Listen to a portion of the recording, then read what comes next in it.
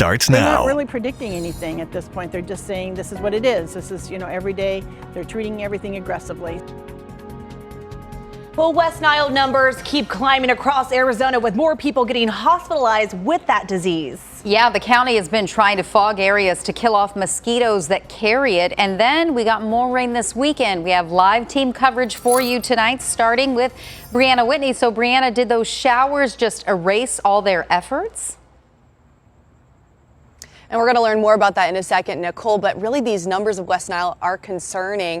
We just had 3 West Nile cases this time in the county last year, and as of tonight, Maricopa County confirming we're now at least 104 confirmed cases, a huge number there. The county is trying everything they can to keep up with fogging, but now some residents have taken matters into their own hands too. Nathan Ryberg was a Tempe police detective before retiring from the force after more than 30 years of service.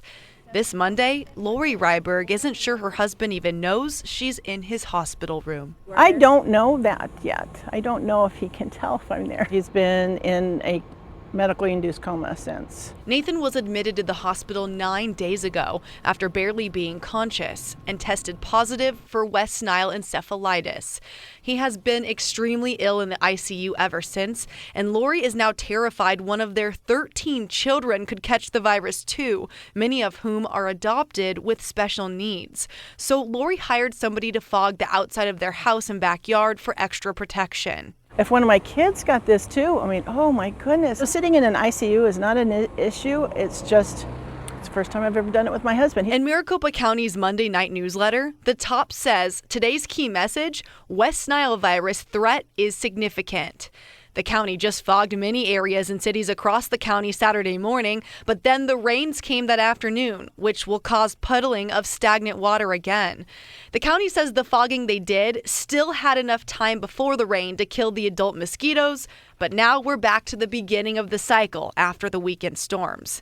The county will be setting traps again this week and testing the mosquitoes in the lab. We'll go monitor and see what is the activity, and hopefully some areas will be okay, and in some areas more spraying may be needed. As the county continues to try and curb this as much as they can, Lori knows her husband's road to recovery won't be easy. But it's a long haul. It's not something that's going to happen overnight.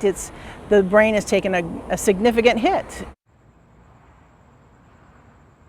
We mentioned the county is setting traps. That's how they get those samples of the West Nile virus from mosquitoes. So to put that all into perspective, last year in 2020, they only had 10 positive samples of West Nile virus. This year so far, they're already up to 612 positive samples. So those numbers are really off the charts. Nicole? Yeah, and it's like, I feel like we see mosquitoes everywhere. There's no way to know which mosquitoes have West Nile. So how can we even begin to protect ourselves and our families?